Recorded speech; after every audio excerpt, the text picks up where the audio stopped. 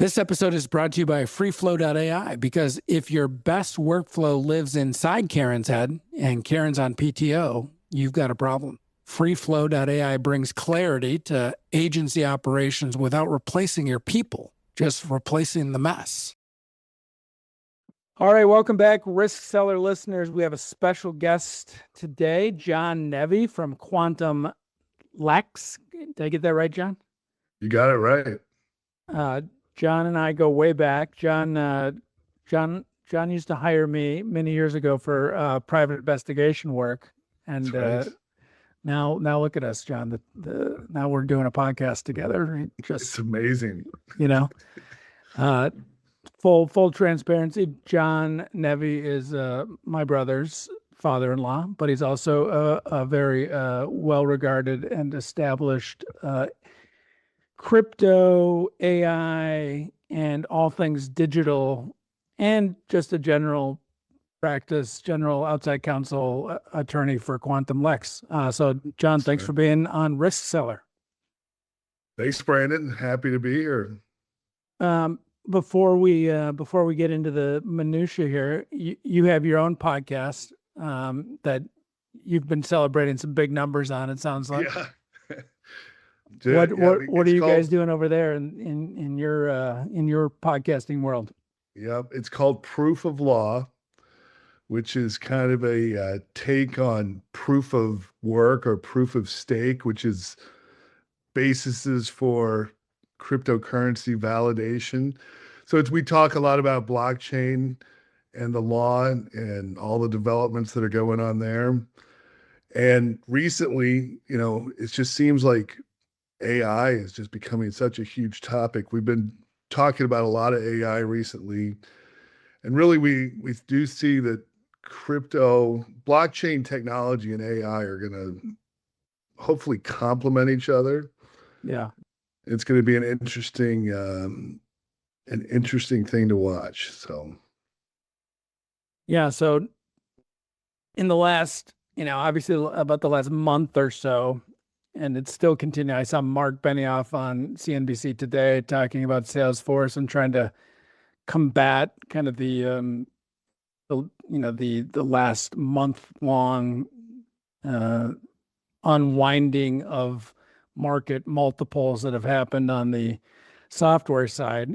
But obviously, the large language models have taken a big hit just by, I guess, virtue of the fact that, AI agents, they think, or could potentially, take away a lot of the utility of the software as a service, software in general.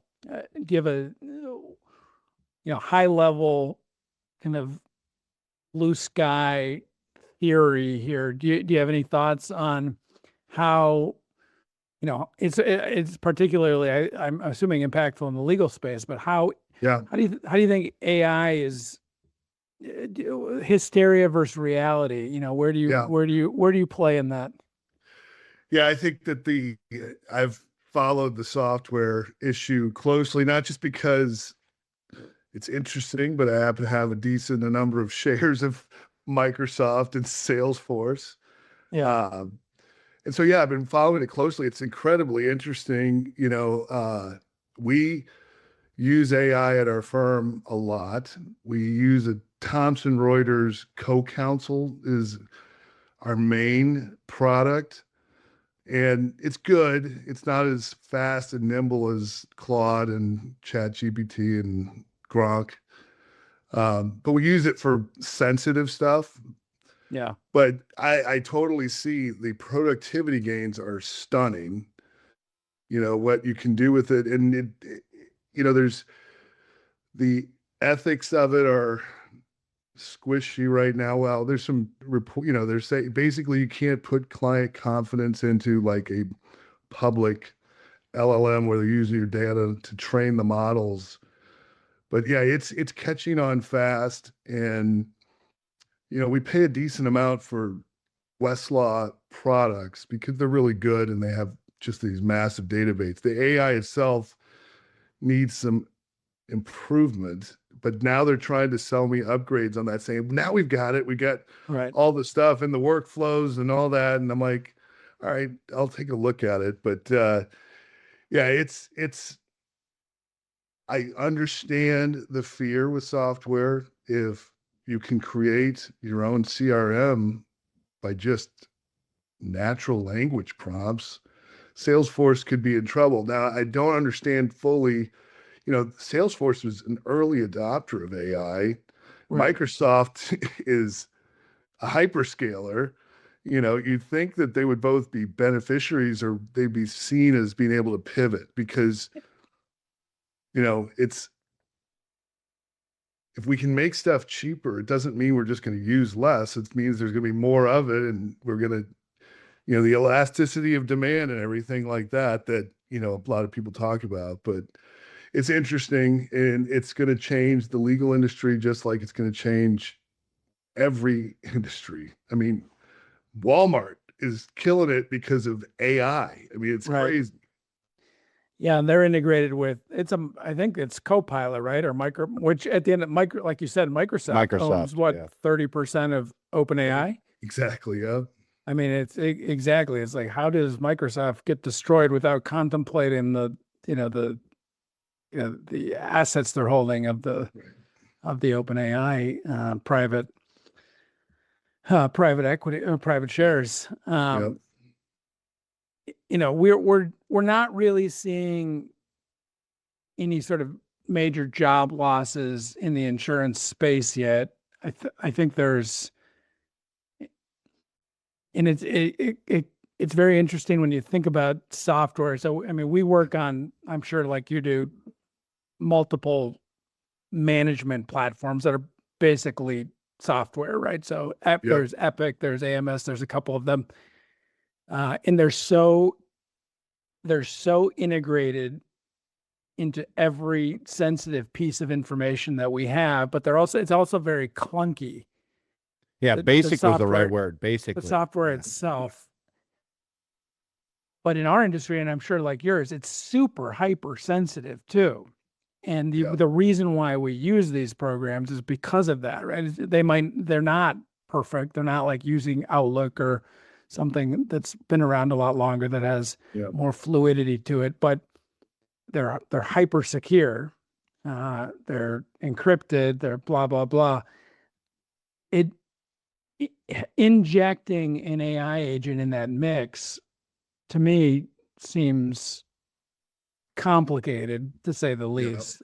So how does your space, the legal industry, kind of similar? Very similar. The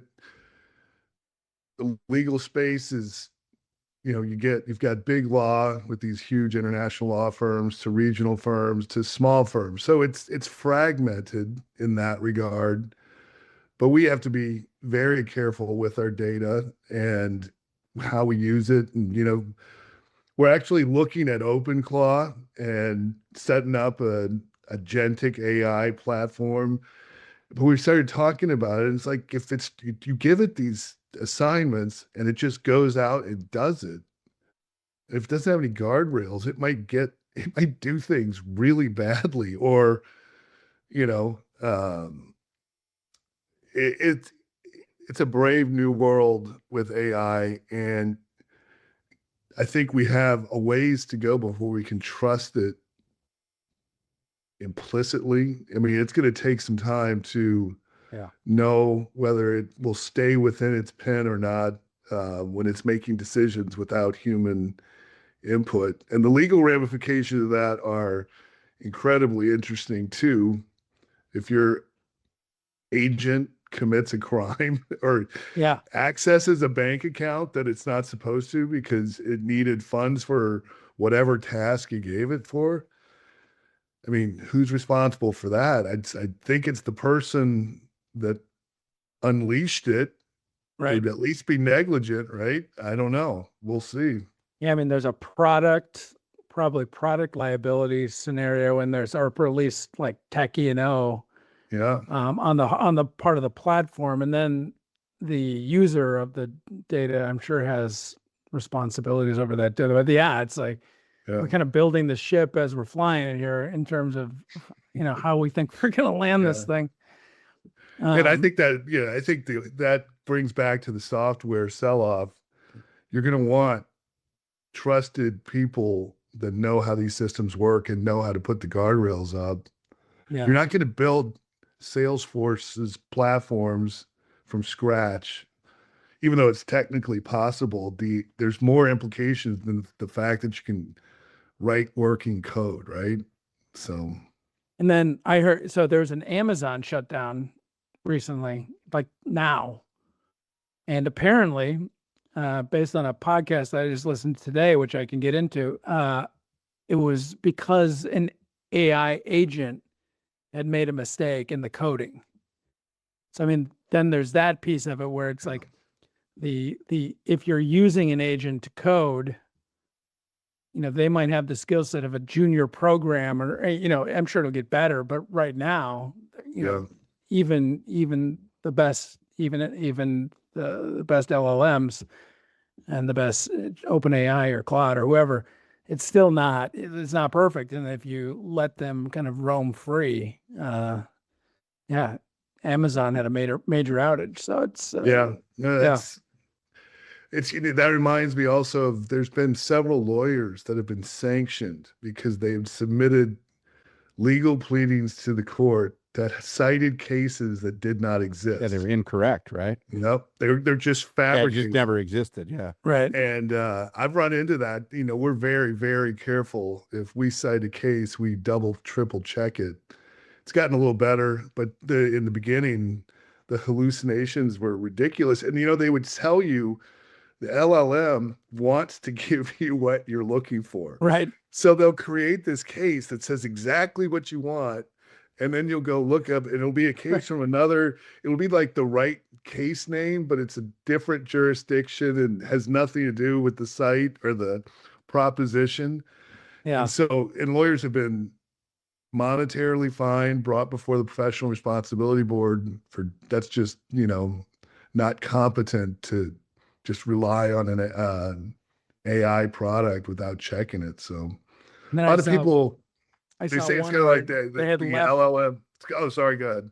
I was gonna say, I saw one example where they had left, how it provides like some of that like buffer language where it's like, if you want me to put this into a tougher tone, and they had left the language in to the brief, or it was a brief, or it was a motion, or whatever it was. Yeah. But right. Nobody's checking the work. Yeah, that's lazy. It's just lazy, but it's it's tempting because it'll put out a good product. The analogy that I heard, I was at a CLE last week, continuing legal education. They're like, view AI as a first-year associate that's really efficient, but check, read it like you would that level of expertise. So, oh, by the way, what this is a wine and risk and legal podcast. What are you drinking tonight? I am drinking. Boy, it's French, but I don't. But a Beaujolais. It's basically a red Burgundy. The mispronunciation of the wine is half of the fun of this. So feel free to. De la Nonnay. There you go. But it's good. So, it's good though. Yeah, it is good. It's actually my other son-in-law. That was the bottle they served at their rehearsal dinner about a year ago. And I liked it so much, I buy it by the case now. So by the case. Nice. Nick, are you empty-handed, or what are you drinking over there? I'm drinking a Fortaleza. It's a good tequila. I've given up with a red wine. You just completely skipped. You're just off wine completely. Yeah, I'm off wine. I'm on the tequilas. I'm graduated. I had a long trip with the family. It warrants a tequila. I have a Grand Vin de Bordeaux Chateau Tour Peruchon 2022. French world. That was nice. Yeah, see? There you go. I can't. I like it. I'm sure I would like that bottle. I'm solidly into my French phase, but I'll take a good Spanish and Italian too. They're all good. They're all good.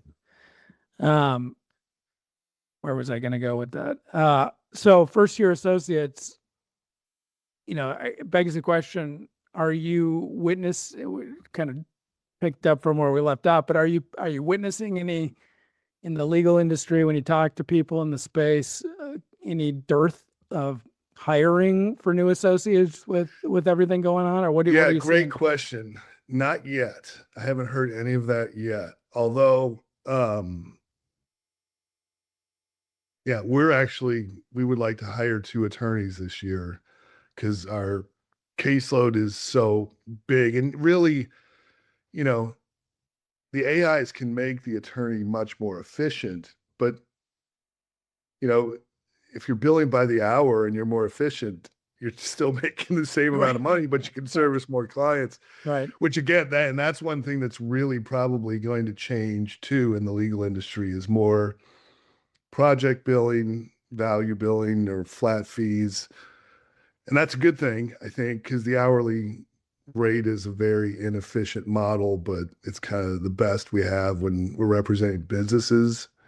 But yeah, no, we're seeing more efficiency, but there's definitely, I have not heard of any hiring, not like Block where they just laid off 40% of their workforce. By the way, that I'm sure you've heard this too, but they also doubled their workforce over COVID.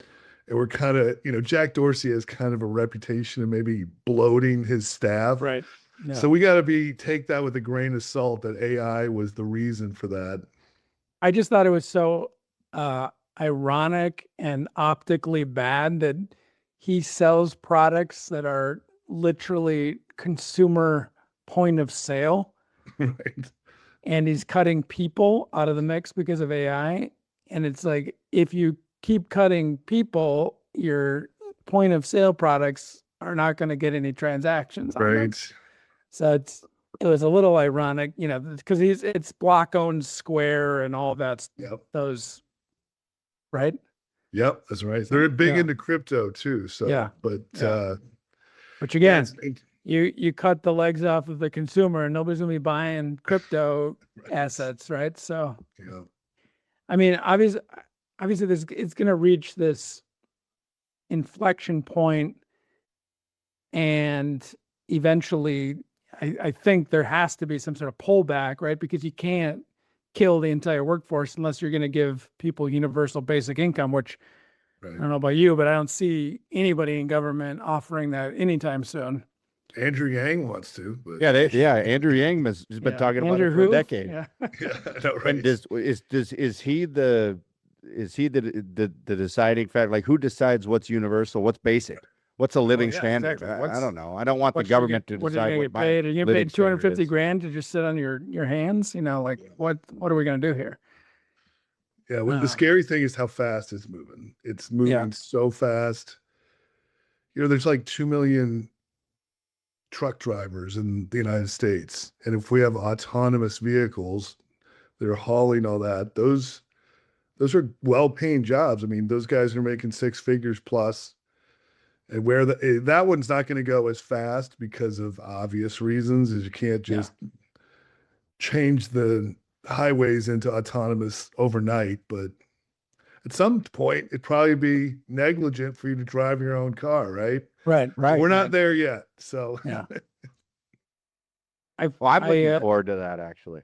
Yeah. No, I can't wait to just I don't want to pick drive my heels up and not have to drive. But I have the Ford Mustang electric, and it's the Blue Crew on it, and it's not any good. But I know Tesla's a lot better. But boy, that takes a lot for you to admit that, Brandon.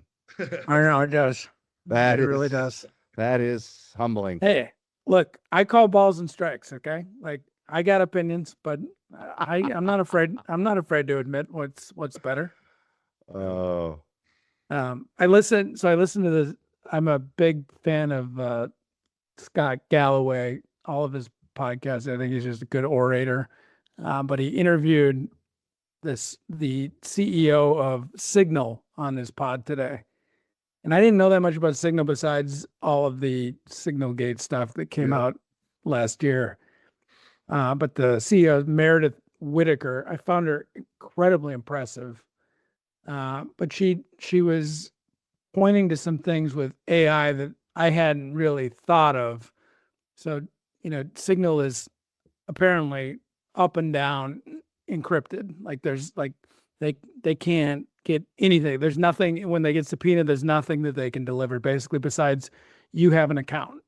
Right. We don't know anything besides that. Whereas WhatsApp encrypts the actual content, but they don't encrypt, the phone numbers, the location, all sorts of stuff. They're not encrypting. But she was talking about AI and kind of like what we were talking about before with privacy. You have all these software components that are highly, highly secure, but the AI is not.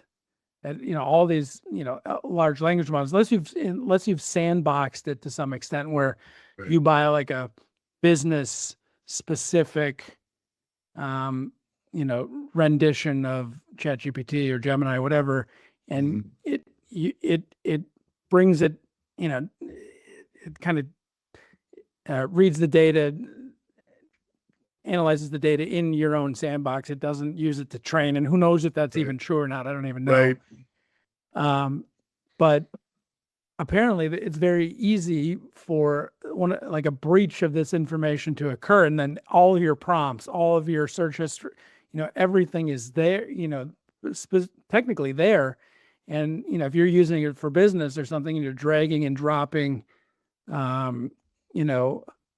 information from clients in there or private or personally identifiable information, there's all these potentials for kind of catastrophic results. I thought that was an interesting kind of, it kind of put me at ease a little bit about the speed at which kind of these agentic AI, solutions are coming in and probably won't be able to displace as quickly as maybe we thought, just because it doesn't necessarily work that well with some of the existing platforms that we can't get rid of because that's where all the data is, right? Right. So, but we talked a lot about kind of legislation and where this needs to go in order for, jobs not to be displaced, in order for privacy not to be penetrated, anything. Have you heard any rumblings of anything from a legislative standpoint in terms of what kind of guardrails we might be putting on this bus? That's a great question. And I've been thinking about that too, because we are so focused on how the guardrails are going to be drafted for the blockchain industry. I know nothing. I haven't heard anything about AI regulation. And, it's so Bitcoin became a thing in 2010. It is now 2026, 16 years later, and we're finally have a bill in front of the Senate called the Clarity Act that could give us some real guardrails on how we're going to interact with cryptocurrencies and blockchain technologies. And that moved it was quickly adopted as far as technology goes, but the adoption of AI there's never been anything like it. ChatGPT dropped in 2024, right? Wasn't it early 24, February? 23 maybe, yeah. Was it 23? Yeah. Anyway, and it's just exploded. And I hear some, grandparents like, oh, I went on ChatGPT and did this. It was amazing. I'm like, wow, that is crazy. That's when you have to stop using it, is when the grandparents are using it. Right. Like, this is clearly archaic technology now. Yeah. And so, I don't know. I have thought about it. Like, what you don't want to, you hate to stifle innovation, right? Yeah. But the negatives that could come with AI are pretty freaking scary, right? The Centrini report that we're all going to be unemployed in 2028 is very scary. It's probably overblown, but it's plausible. It's if the AI really got that good that fast, it's plausible. I doubt it's predictive, but if I hear of something, I'll let you know, but there's not much, and there's not much. I think some states are looking at some, but that's always, irritate. Like when California says you can't have this on a truck or something, and no other state does it. And but we really need a federal response that gives us some basic protections, maybe an AI Bill of Rights or something like that. It would be nice. There was one case that just came out last week, and this was chilling. It's a criminal case out of, I think, the Southern District of New York. I don't know what the guy was charged with, but he put a bunch of documents in Claude, did a bunch of research on his own defense, shared documents with his lawyers about what he found in his Claude research. And the judge just ordered they have to turn all of that over because Claude says in its terms of service two things that the judge cited, maybe some other things, but one, this does not establish an attorney-client relationship. Duh. Right. It's not an attorney. But two, we can turn over any of your searches to the federal or to government authorities. And the prosecutors wanted it and said, oh, the terms of service, you knew we could get that. And so the judge ordered that. And that's like, everybody was like, whoa, because I have clients that I send them stuff that I've drafted. They'll put it into the AI and say, oh, what about this contract provision or that? And I'm like, usually they're not, they're like, no, that's not right. Or they'll write demand letters and it's actually better than if they had wrote it, but it's still garbage, right? Right. So, and one thing we see a lot is I've seen contracts where they just do a quick prompt, like write me a contract, a sales contract or something like that. And it does the basic job and they think it's great, but they don't know that you need all these other provisions to really protect you. And so that creates a lot of problems too when people are just doing their contracts without consulting a lawyer. So it's an interesting developments that we're having. So yeah, I think like basic like privacy protections in AI are probably the most basic fundamental thing that we could target. And I'm guessing having those privacy protections, whether it's encryption, whether it's, OpenAI can't actually house any of the, once they've. It should be a disappearing relationship. And I don't know, I don't know how possible that is with the code itself. I mean, can it disappear? Can it train itself and then go away? So I mean, those are things that I don't know as a non-computer scientist, but I'm guessing putting some privacy provisions in place like that could probably slow it down a lot and make it more expensive and maybe less, companies less anxious to jump on it. But it doesn't want to slow down. Then you can still have the technology. You won't stop it. You can still have the technology. You can still, the Defense Department can still use OpenAI to do whatever. But at least from at least from a consumer standpoint, it's not going to be so significant. Yeah, we were talking on our podcast this morning or this afternoon about every student that goes to law school learns about product liability, right? Right. And that was an area of law that developed as the Industrial Revolution happened and we started making all these products and, blades flew off of a lawnmower or something. I mean, this is stuff that you're very familiar with, right? Mm-hmm. But the doctrine of strict liability is like, if your product hurts somebody, you're liable for the damages. And I think we probably need to apply that same law to AI, right? If AI causes harm, but is it OpenAI that is the culprit, or is it or both? It's the stream of commerce. And so if you touch that product at any point in that, you're on the hook for strict liability. But It's like the Gemini. Gemini just had another one of these, suicide scenarios. I don't know when it happened, but I've been reading about it today. Where I don't know what the back and forth actually was. I have a really hard time visualizing this happening because when I talk to the LLM or an agent or whatever, I've never even seen any sort of glimpse of this. But I mean, apparently I told him to kill himself. Yeah. Right. Which is mind-boggling. But yeah, I mean, that seems like product liability to me. Yeah. Right. Yeah.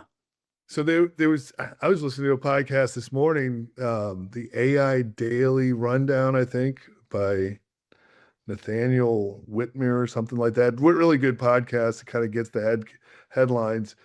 But he was talking about who's going to win the consumer AI race between Claude and OpenAI.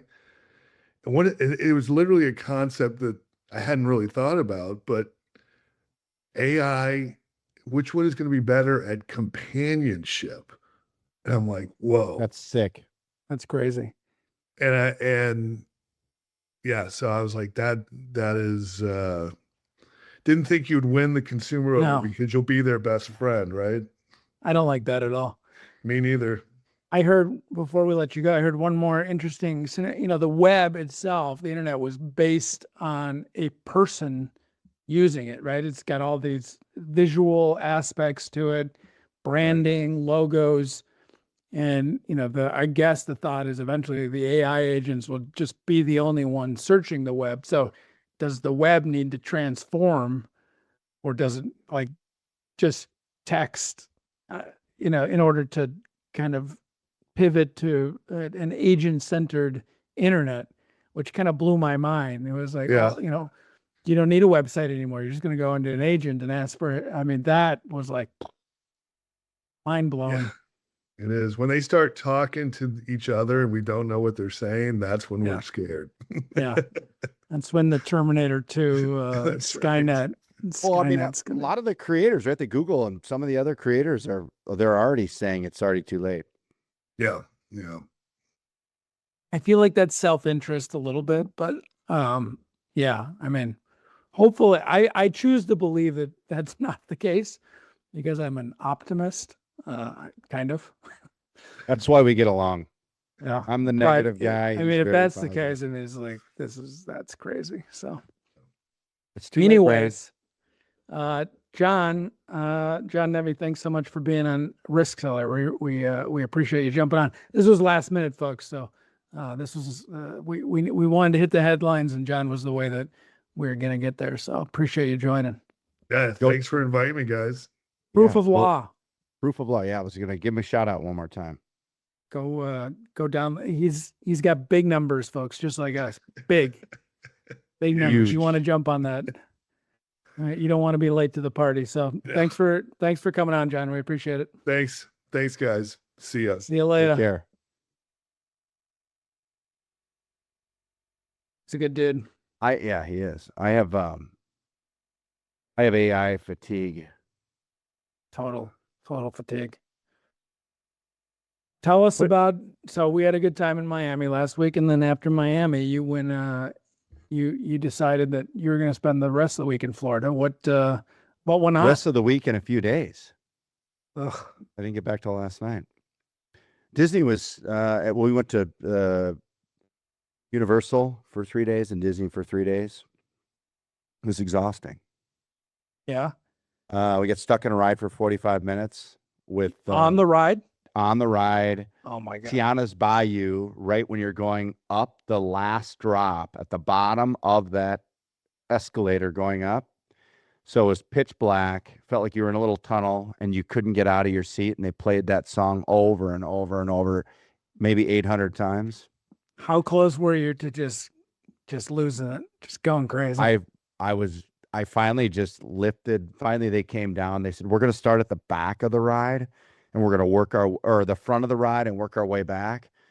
Everyone stay put. And I just lifted Ruby out and because the lap belt is down around you. And I worked my way out of there and got out. And the lady saw me and screamed. I said, I'm sorry. My legs are asleep. My wife, I'm not sitting in here anymore. I'm not going to do it. And you guys said at least you could shut off the music. I mean, turn the music off. The same verse, okay? That's The my same nightmare. verse. You've just entered my nightmares. That's awful. Michaela has claustrophobia. She's claustrophobic. You know, obviously Lennon, he doesn't sensory, you know, Lennon, and that wasn't a good thing for him. Right. It was really challenging. But other than that, it was good. Other than that, good. Where'd you stay? We stayed at Epic in Universal. So it was right on, you know, the new hotel there. And then we stayed at that oh God, what is it called? I've already moved beyond it, but the Polynesian, right on the where you could get picked up at boats and went to Magic Kingdom and Epcot.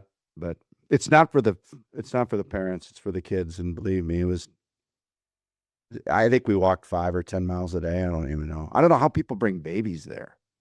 What are you bringing babies there for? 1-year-olds, they're not going to remember it. Sounds just. It is your nightmare. Yeah. It's not relaxing. It's all right, though. It's all right, you know. Well, while you were gone, you know, a couple things happened. Yeah, we went to war. We went to war. Iran supreme leader was killed while you were gone. So not sure. I mean, this is I have mixed feelings about it. It's not good. It's not good. And now I don't think it's good. And now they're talking about this being very protracted and long and 4 or 5 weeks, boots on the ground.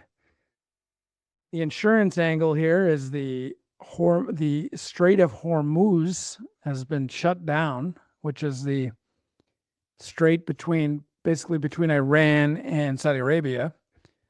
By the way, I reached out to huge shipping lanes. Yeah, shipping lanes. I reached out to our friend Nick Davies to make sure that he was doing okay in Dubai. Yeah. And there had been 700 missiles in the area when I was pinging him on LinkedIn. So he's safe, but that's some crazy stuff. What's the game plan here? What's the end game?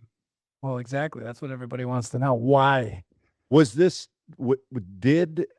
I mean, if you were to poll the all Americans, because we're actually we pay for the government, you know, we employ them, and if we were polled Americans, do you think it would have polled like, yeah, let's go to war, or do you think it was like a just minority amount of people that says, yeah, let's do this? This is crazy. This is stupid.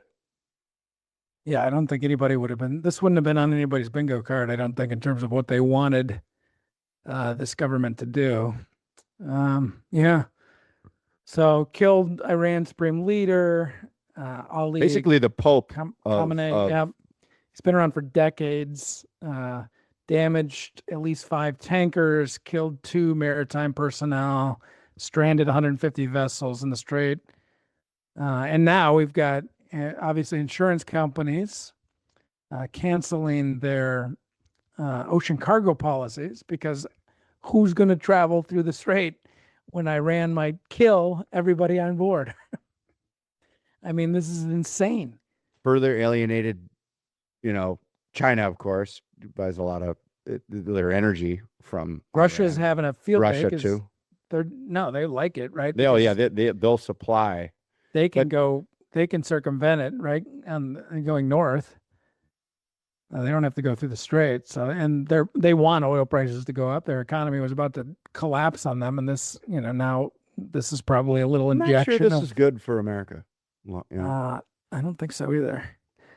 I just had a NOC today on one of my ocean cargo policies for some product coming in from that side of the world. So, I mean, and you know, there's some federal insurance instrument that they're going to use to potentially reinsure it, but like still, who's going to drive their tanker through there? It's still not going to happen. Is our government getting all the Americans that work over there? There's hundreds and hundreds of thousands of people over there, Americans that are that they're, are they getting them out? No, they're not doing that either. They're saying you should probably leave. That's about all they're saying.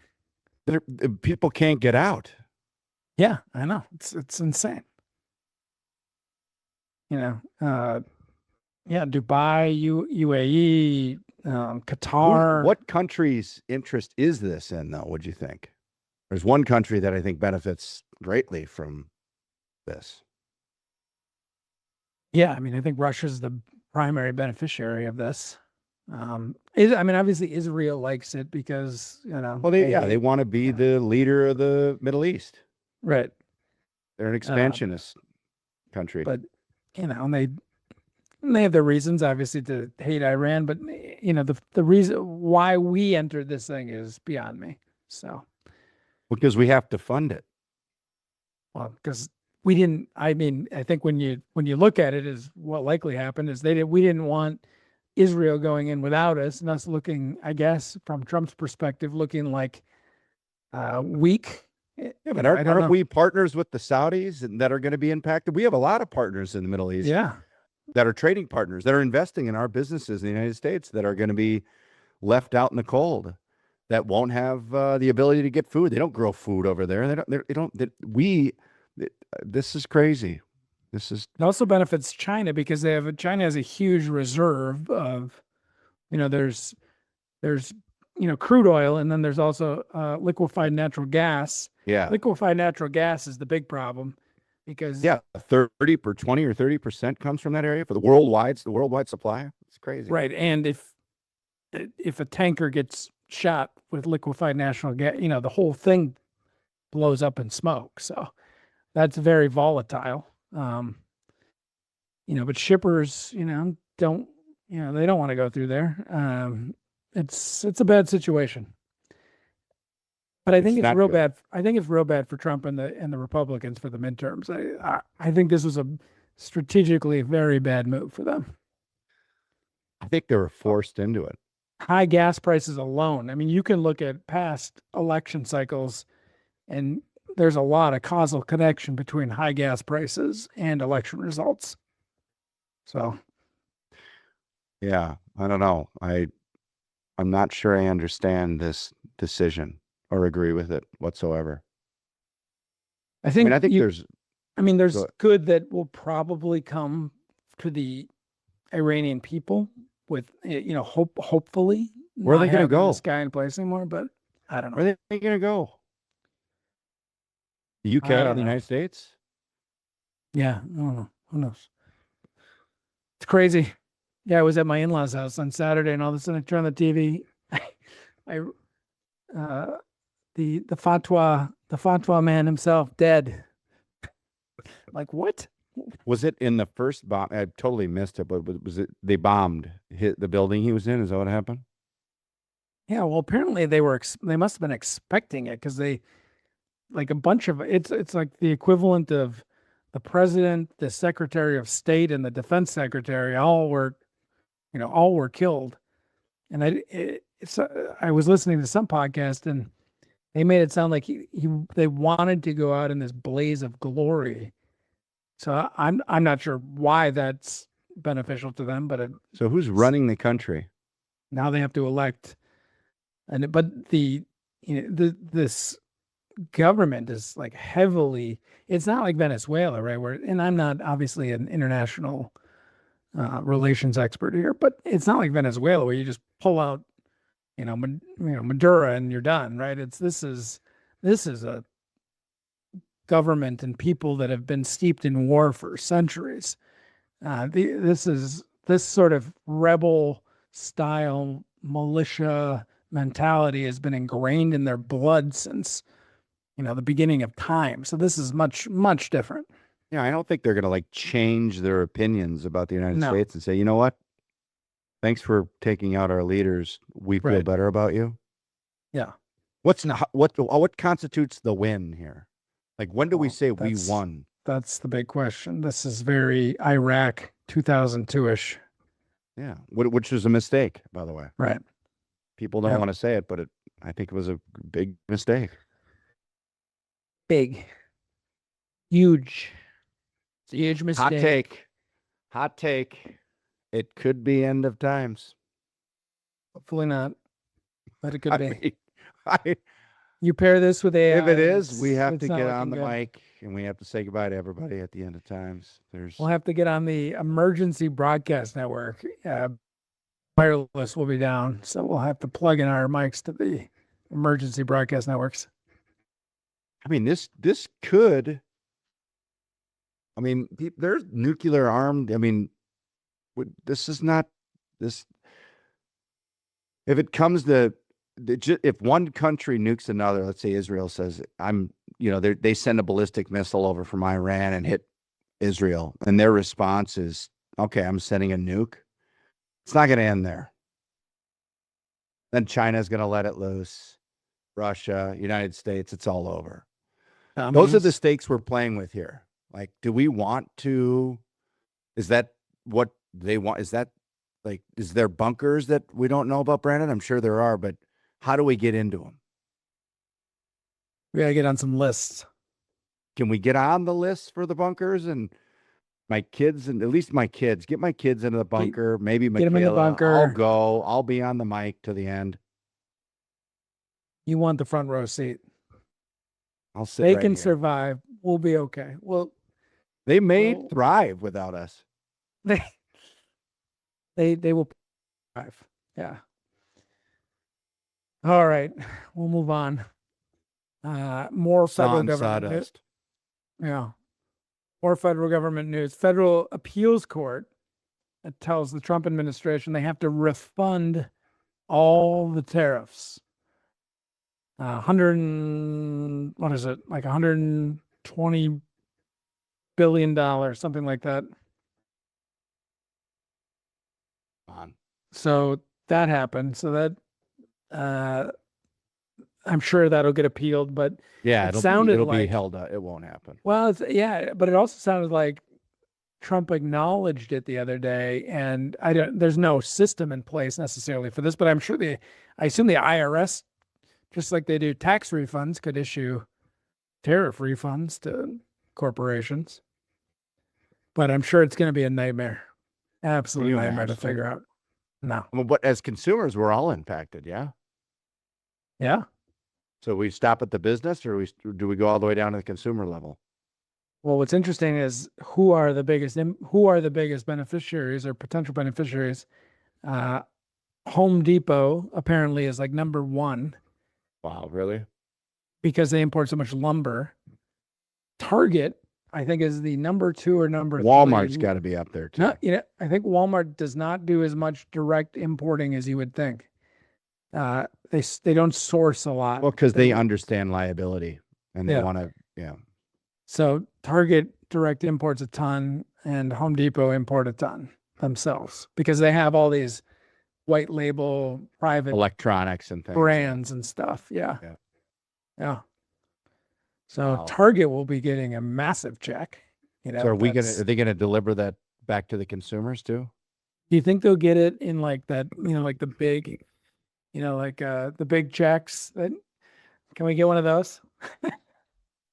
Tariff refund check, like the Publishers Clearinghouse. Let's go knock on the door. Trump going door to door. Big checks. Pay to see that. It was interesting to hear John talk about, your privacy or potential injury caused by technology products, whether they were prompted by an individual or whether they were somehow the large language model or the AI went off on its own. But it's kind of down the Jerry side of the world where he's like, hey, if people are harmed, and you're gonna have to tell people who Jerry is. Well, Jerry's insurance agent, ex-insurance agent, I think. Jerry, Jerry. It's Jerry. It's Jerry. But I mean, he's not alone in this thought. He's not alone, right? I mean, there's others that think that there could be, it's questionable whether or not, it could be your data, right? Your privacy, your individual privacy is at risk. That's why this Signal's interesting.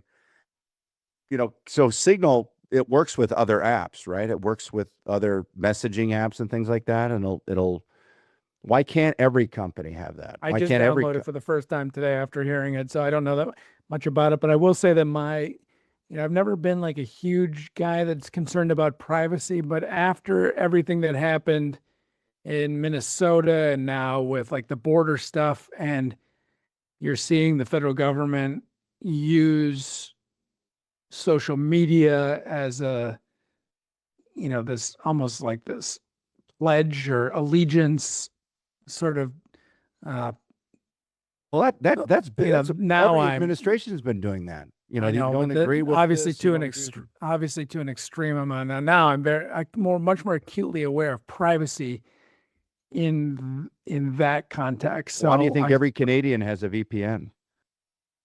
So I thought you should go listen to this podcast today. I saw your post about it. She was really, really good. It's open source. It's a non-profit, open source. Right? Yeah. So here's always my question: to open source free, the GPT version 1. How does it make money? No ads. It's free. Download it. We're good. I mean, how are they? My understanding is that Signal is a nonprofit organization. So I don't even think how does it generate revenue? Subscription revenue. That's fundraising. I just signed up for it. If I just signed up for it, it was free. It says it's free now, right? Yeah. And ChatGPT was free. Now it's subscription model. But how does it make money? And ChatGPT is going to go to the way of advertising, and then that brings in this whole other aspect, because obviously we saw what happened with Google and Facebook. The advertisers monetize the data, so that's what it is. That's what. So how would the ChatGPT now with LLMs? How would the data be monetized? So now we're talking about what you're producing or prompting, integrating into advertising or selling to advertisers. Now that is some crazy stuff. That's crazy shit. Well, nothing's free in life, right? So what's the catch? I think it's a nonprofit that they're doing it for the good of humanity. But I mean, that's what she said. Listen to this podcast. I mean, she was fascinating. I'm going to download it. Yeah, it was good. What's the downside? No, none that I can think of. Yeah. I'm gonna get off WhatsApp. Why would I be on WhatsApp? Well, because it's so universally used across. I know. Everywhere else outside the United States. I know. But WhatsApp is if it's not private, what's the benefit? It's not even close to private. There's nothing that's private. This sounds like it's the closest where it disappears, it scrambles the messages.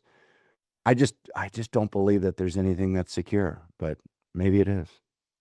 Yeah, apparently there's multiple layers of these apps, and the content is the only encrypted part of the WhatsApp. But they can still sell the data to advertisers. Now, the Signal, no advertisers. All they know is basically you have an account. I'm going to listen to that tomorrow morning on my walk. Yeah. How long was it? About an hour? 40 minutes probably. Perfect. That's perfect walk territory for me. Yep. Now that I'm used to walking, being at Disney for a week, I feel like I'm going to start walking a lot. You're just going to start walking? Just to start walking. I don't want to run. No. I want to walk. You're not crazy.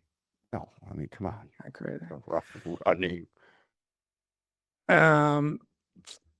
Well, next on the list, we kind of talked about it with John, and we talked about the other day, but the total market cap destruction of the AI insurance hysteria was about $30 billion. So between Marsh, Aon, Brown & Brown, Gallagher, et cetera, 30 billion crushed as part of that hysteria, which I read a super interesting article this week by the Insurance Insider that looked at all of the PE-backed brokerages. Let's think about Howden being numero uno, and the market cap destruction. So, we've been talking about the multiple destroyer by the Howden lawsuit, right? And how that could have an effect on the future of both public and private transactions. But now we have AI entering the mix that's already reduced market cap by anywhere from 5 to 15% of those insurance stocks. And so now they think there's going to be this PE bottleneck that's going to start happening because all these PE owned shops are going to want to sell. And none of to whom? To big stock companies. Right, but none of the PE none of the because what you do you trade up, right? You go from one PE company to the next. And I've been saying this for years. I remember saying this to Jim Hayes back in the day. I was like, who's left holding the bag at the end of the day? It's like the owners of this right now. Yeah, if you keep trading up, eventually, like the money's not going to be. And I think we might have reached that. We're at it right now, where it's like they're not going to be able to trade out. No, like an Acrisure is probably maybe a good example of that. Yeah, Alliance, with KKR. They're going to go public. Well, it might not support and then that. They're not going to be able to go public, so they're not going to be able to, so then they're going to keep borrowing, and they're going to get into this spiral. So, it's a very, very interesting time that we're in right now, and I think. I mean, does that is it dilutive with private operate? Of course, probably a little bit in our world, but maybe you look at mid-market shops our size. Maybe there's more. Maybe you could argue that there's that we're conservative in valuation and conservative in how they approach things. Maybe it would be like the value chain. Maybe it'd be a multiplier for us. Yeah, you could look at it two ways. You could look at it two ways. As somebody wanting to sell, you could say, well, the AI is going to crush our industry. So we better sell now. I don't choose to take that path. I say, just like we talked about, John, I don't think that's going to be the end result, because I think there's going to be an equilibrium that has to be achieved for everybody to stay employed and stay supportive of the. They're going to solve all problems. AI is going to solve all of the problems and the circumstances. And I don't think it can integrate. Yeah. I don't think it can integrate into the systems.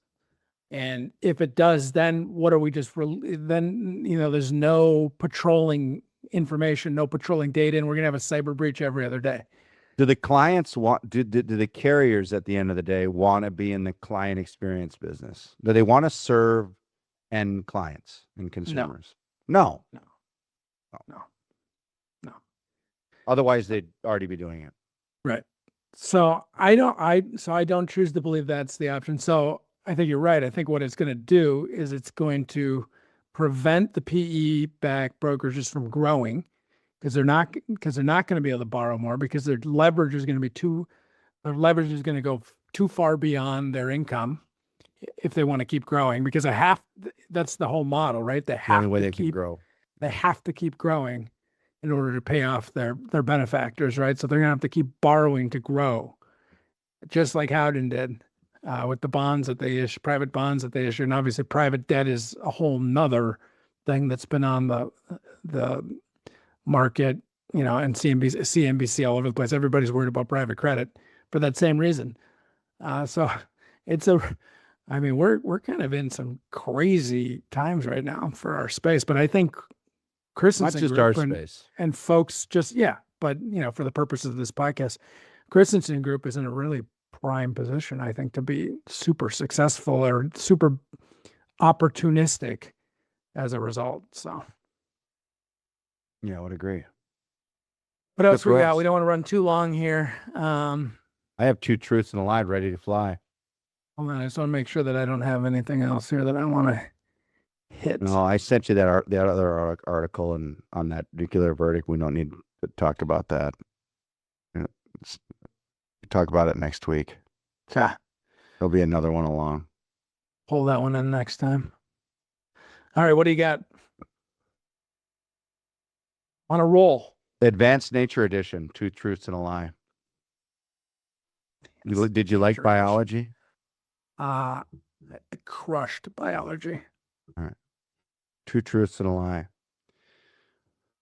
There are fungi that can capture and digest microscopic animals like nematodes using lasso-like hyphal traps, actively tightening the noose when the prey touches them.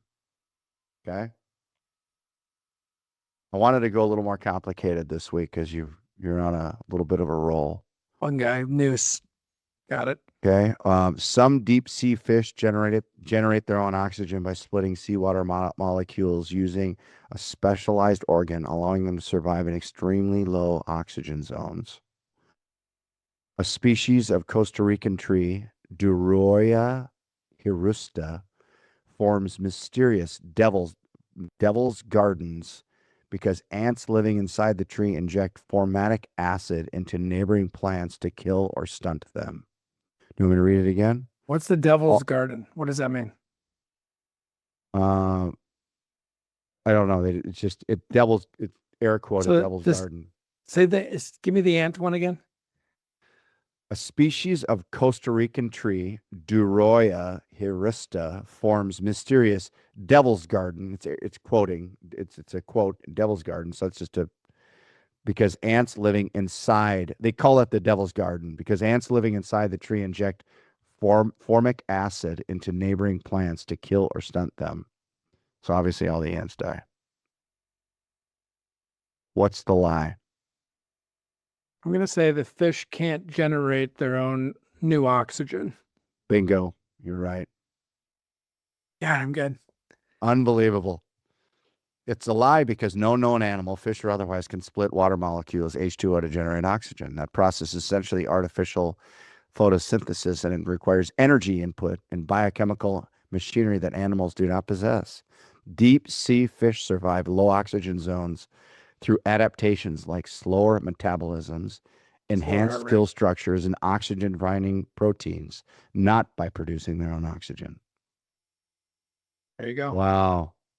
Unbelievable. Unbelievable. I mean, it isn't. I don't know how many in a row. I think you're 5 in a row. I think I'm doing pretty well. Yeah. You got to be at 70%. You C at least. I was always a solid C student. All right. Well, that's it for us on Risk Seller. I hope you enjoyed it. I thought that was a great interview with John. Appreciate him being here. Quantum Lex is the name of the law firm based here in Minneapolis. Proof of Law is the name of the podcast. Go check it out. John's a great guy, great attorney, former Ryder Bennett guy, made self-practice and has been doing some good things. So thanks to John. Nick, cheers. Cheers.